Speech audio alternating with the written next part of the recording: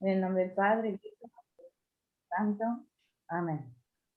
Ven, Espíritu Santo, llena los corazones de tus fieles y enciéndele ellos el fuego de tu amor. Envía tu Espíritu y serán creados, y renovarás la faz de la tierra.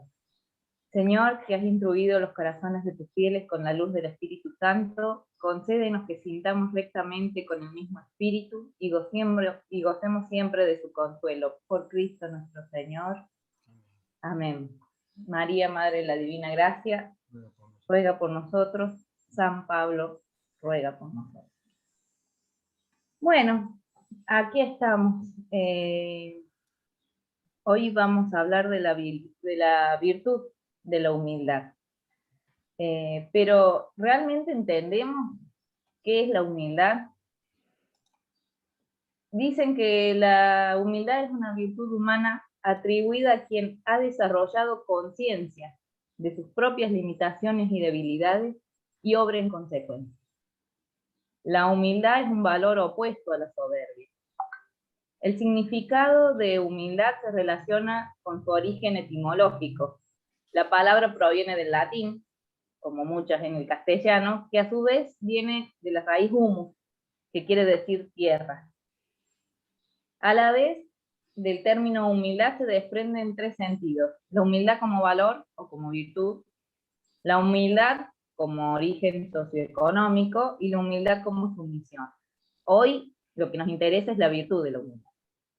La humildad como virtud se refiere a una cualidad de la persona que se abaja frente a los demás, porque reconoce la igualdad digna de cada ser humano en tanto que todos vienen de la tierra.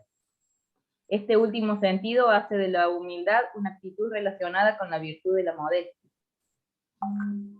La humildad puede ser una cualidad humana independiente de la posición económica o social.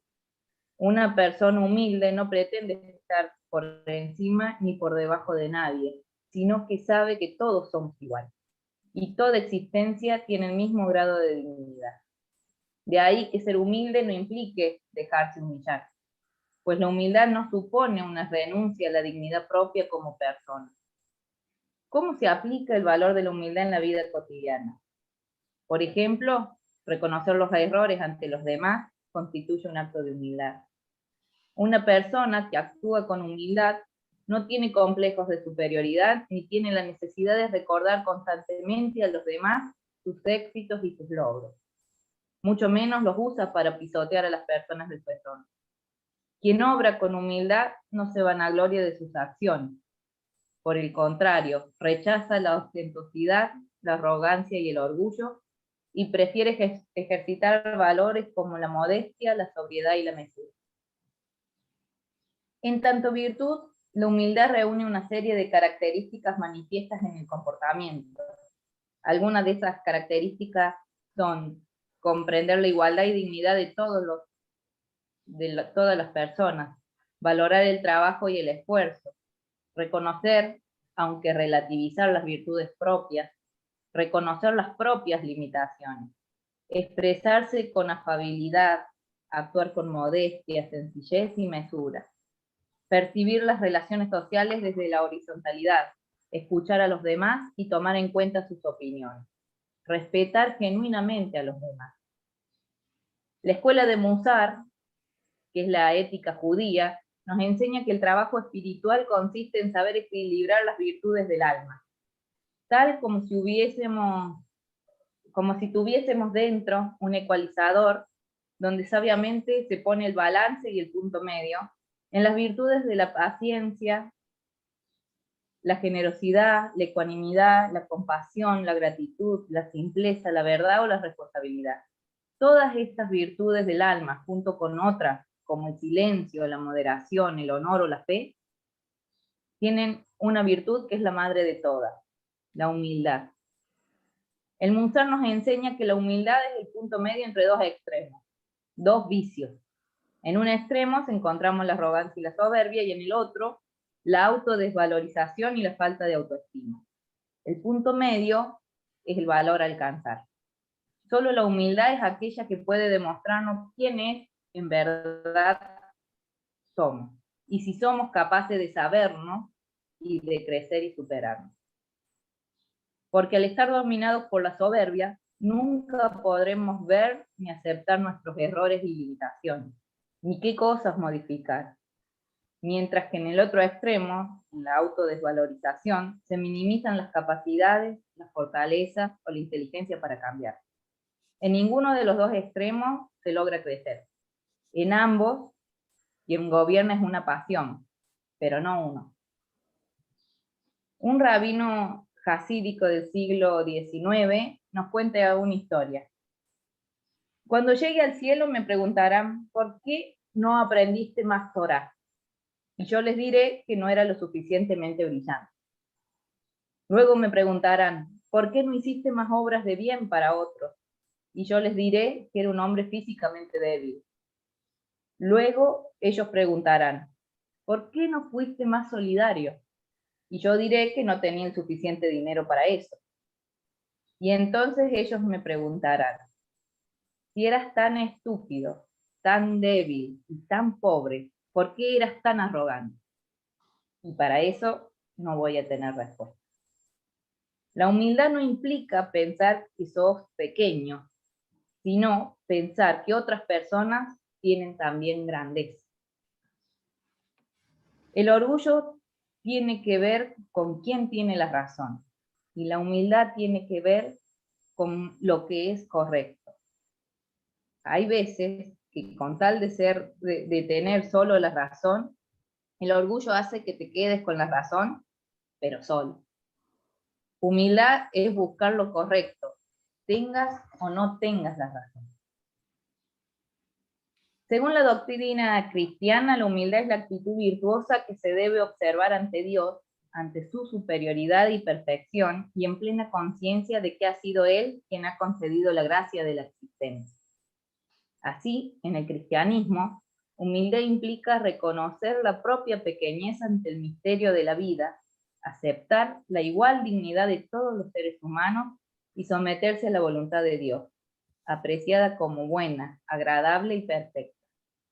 En este sentido, la Biblia aconseja que cada uno se revista de sentimientos de humildad hacia los demás, porque Dios se opone a los orgullosos y da su ayuda a los humildes, en la primera carta de Pedro. La humildad, pues, llama a la conciencia de entender que los seres humanos somos todos iguales ante los ojos de Dios. De hecho, el mayor ejemplo de humildad en la doctrina cristiana lo constituye la figura de Jesucristo. En este respecto, dice la Biblia, tengan entre ustedes los mismos sentimientos de Cristo Jesús. Él, que era de condición divina, no consideró esta igualdad con Dios como algo que debía guardar celosamente. Al contrario, se anonadó a sí mismo, tomando la condición de esclavo y haciéndose semejante a los hombres, y presentándose con aspecto humano, se humilló hasta aceptar por obediencia la muerte, y muerte de cruz. Ocurre que se da la impresión de que la virtud de la humildad ya no es de este tiempo. El alma del hombre siente una irresistible inclinación a alcanzar un elevado ideal, un algo superior y elevado, y por eso el hombre aspira a grandeza. Para alcanzar ese ideal existen dos caminos.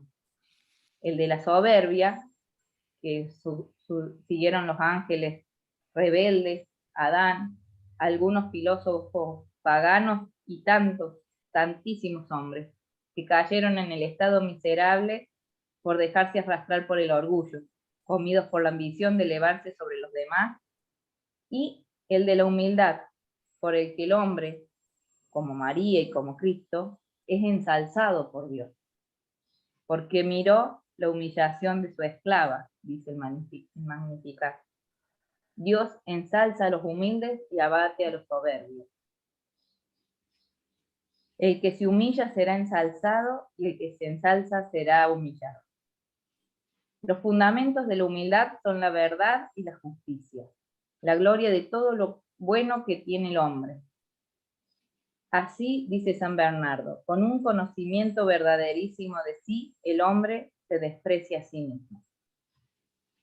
Pero la humildad no viene a negar cualidades verdaderas, sino a hacer fructificar los talentos. Así como la fe es el fundamento positivo de la vida cristiana, porque establece el contacto inicial con Dios, la humildad remueve los impedimentos de la vida divina en el hombre, que son la soberbia y la vanagloria que obstaculizan la gracia. Por eso es el fundamento del edificio, y todo edificio está fundamentado en la humildad, como dice Santa Teresa. Sed humildes los unos con los otros, dice la primera carta de Pedro. Excelente manera de practicar la humildad se nos ofrece el tener que recibir la corrección. Hay que estar abiertos a la corrección fraterna. Que se nos puedan decir nuestras faltas sin que nos enfademos ni nos defendamos, sin que tratemos de justificarnos. Agradeciendo la corrección como una colaboración que nos prestan para mejorarnos. Quien bien te quiere, llorar te hará, pero es más fácil que busquemos la compañía de los que nos adulan con palabras o con su silencio, en el que querer interpretar su afecto hacia nosotros, su darnos la razón y su dejarnos hacer lo que nosotros pretendemos.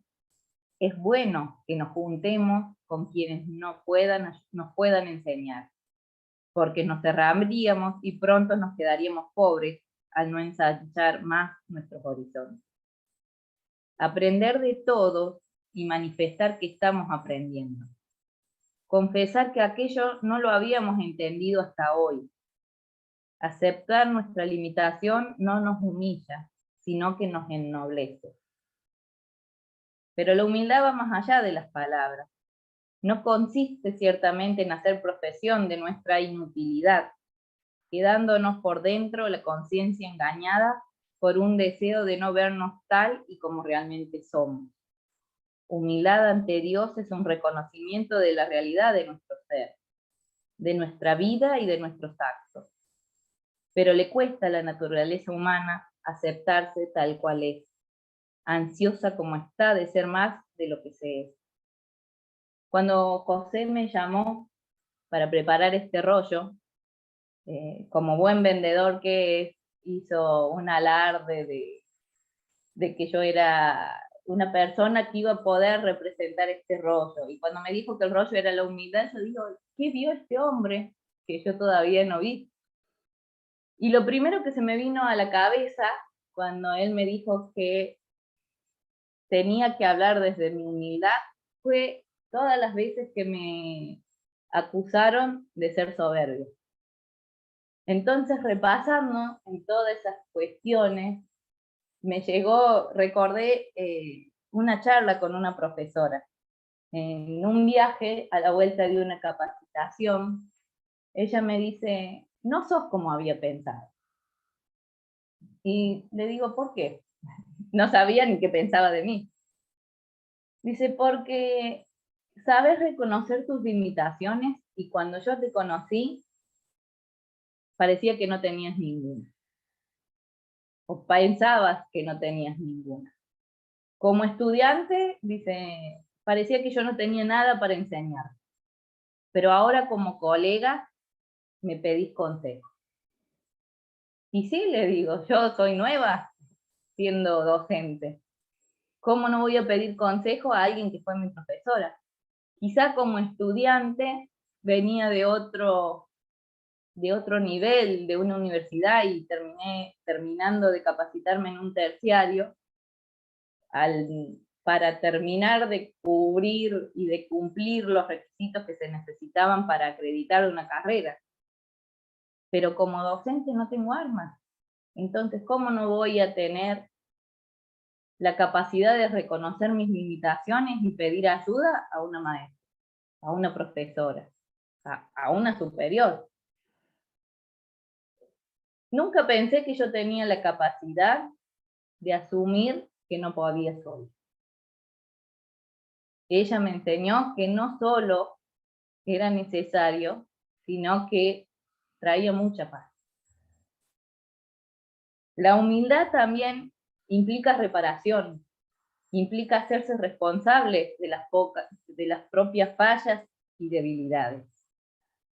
Como las conocemos, a nuestras fallas y a nuestras debilidades, somos conscientes de nuestro comportamiento y de lo que nuestro comportamiento y nuestras palabras generan en los demás.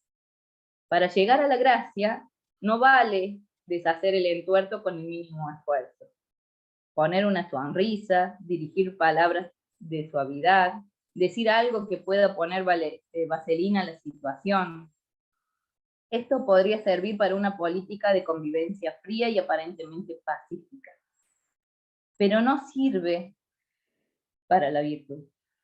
Para la virtud, para adquirir la verdadera humildad, es necesaria una reparación clara, una confesión sincera, un reconocimiento de mi carácter, un reconocimiento sencillo y humilde, glorifica más a Dios y restablece la armonía social y le eleva a mayor altura que la que tenía antes de lastimar a los demás. A eso hay que llegar. No debemos creer fácilmente que somos mejor de lo que somos, ni debemos tener miedo de reconocer nuestra limitación. A veces es solo eso lo que hace falta, que lo veamos y que lo digamos, y lo digamos sinceramente. De esta manera ganaremos más puntos y nos haremos más amables a Dios y a los demás. Con mi hermana de sangre nunca tuvimos una relación cercana. Nos llevamos muy poco tiempo, nos llevamos 14 meses. Siempre fue una relación competitiva y de celos. Pero con el paso del tiempo pudimos ir limando nuestras asperezas. Hace un tiempo, un poco antes de que empezara la pandemia, ella estuvo acá haciendo una capacitación cerca de casa. Y tuvo la posibilidad de pasar tiempo en mi casa conmigo, pero decidió no hacerlo. Enseguida decidió volver a su casa, que vive a 250 kilómetros de la mía, y no lo entendí porque la distancia física nos separa y la posibilidad de estar un tiempo juntas no lo quiso aprovechar, o yo entendí que no lo quiso aprovechar. Entonces, pasado un tiempo, la llamé y le pregunté. Y me dijo, lo que pasa que con vos no estoy cómoda porque siento que todo el tiempo me juzgás. Y yo me quedé pensando, y digo, pero si nunca te dije nada, pero no hace falta que me lo digas. Cuando yo veo la forma en que vivís tu vida o la forma en que me mirás como vivo mi vida, siento que me juzgás. Entonces ahí entendí que también en cierta forma me faltaba humildad, porque yo pensaba que mi forma de vivir la vida era la única válida. Y aunque no se lo dijera, se lo demostraba. Este conocimiento y este reconocimiento de nuestras fallas, nuestras debilidades y lo que hacemos sentir a los demás, es necesario para poder practicar la humildad y para que se desarrolle la vida de oración. Porque cuando se oye hablar de apegos y de desapegos, inmediatamente pensamos en apegos a cosas que están fuera de nosotros, como lo material. Pero no, el apego mayor, el que tarda más en desaparecer, es el apego al yo interior. Ese apego del yo ha de venir como fruto de una sincera y desnuda oración, a la vez que potenciará la misma oración. Porque el desapego a mi yo interior, a eso que no quiero cambiar, es limpieza. Y son los limpios de corazón los que ven a Dios. Además, por ser la humildad el fundamento de todas las virtudes, y porque sin ella no puede darse verdadera vida cristiana, ha de ser deseada por todo discípulo de Cristo que quiere imitar las virtudes de su Maestro y dar al mundo un testimonio de vida convincente. Para conseguir la virtud de la humildad, tan rara en el mundo, donde abunda la soberbia de la vida, es indispensable que reflexionemos a menudo en lo que somos en el orden natural y en el orden sobrenatural. En el orden natural somos miseria, ceniza, nada. En el sobrenatural, pecadores e inclinados al mal y merecedores del castigo eterno. Frecuentemente nos manda la Iglesia a recitar: humillémonos ante el Señor, reconozcamos nuestros pecados. Si pensamos en nuestros pecados, nos humillaremos de verdad. Esta humildad transformará nuestras relaciones sociales al hacernos más comprensivos con los defectos de nuestro prójimo, si pensamos que Dios nos ha perdonado tanto a nosotros. Esta humildad no nos dejará ver la paja en el ojo ajeno, sino que nos centrará en la viga que tenemos atravesada en el nuestro. El reconocimiento verdaderísimo de nuestra vida conseguirá que nos veamos despreciables y viles a nuestros propios ojos. Esto nos llevará a confiar en Dios y a orar siempre para que fortalezca nuestra debilidad. Pero hoy ocurre que da la impresión de que la virtud de la humildad ya no es de este tiempo. En nombre de un respeto sagrado a la personalidad, se ataca desfavorablemente de palabra y de obra la virtud cristianísima de la humildad. ¿Cuántas asambleas, reuniones, conciliábulos, convocados por otra parte en el nombre de Cristo, han fallado por su base y han hecho daño y lo siguen haciendo por la falta de humildad? Toda la Iglesia ha recibido de Cristo mandato de practicar la humildad. No se puede construir la Iglesia sin humildad, porque sin humildad no hay espíritu de Cristo, y los que no tienen el espíritu de Cristo no son suyos. Su labor en la Iglesia será siempre infecunda. Un poco de movimiento exterior, un mucho parecer que hacen y acontecen, pero en realidad no hacen nada. O hacen algo peor que nada, que es creer que hacen y que su acción es indispensable. Dios abate a los soberbios y exalta a los humildes. Y con ser tan necesaria esta virtud, es la más difícil de alcanzar y la que más brilla por su ausencia, incluso entre la gente piadosa. Cuesta tanto el desprendimiento de lo que más amamos, de nuestra voluntad, de los puntos de vista o criterios propios. Hace muy poco, una hermanita de grupo me enseñó a rezar para pedir que podamos aceptar la voluntad de Dios. No es pedir que las cosas se solucionen o se resuelvan a mi favor. Es realmente saber con fe y humildad que lo que nos pasa es lo mejor para nosotros, aunque en este momento, o quizás nunca, lo vamos a comprender. Es tan difícil morir en nuestra más secreta intimidad. Aparecer ante los demás como humilde es relativamente fácil. Serlo de veras, matar el amor propio, enterrarlo bien enterrado muchos metros bajo la tierra, no tanto. La humildad no crece en nuestra tierra, dijo San Juan Beckham. Por todo esto, es necesario que pidamos a Dios este don tan principal, esta tan sublime gracia de la virtud de la humildad. De Él que viene todo lo bueno, y de Él nos ha de venir la humildad. Y Él la concede a las que se lo piden, humildes y confiadamente. Ser humilde no necesariamente significa ser tonto. Al contrario, demuestra una gran altura de espíritu y de corazón, de color.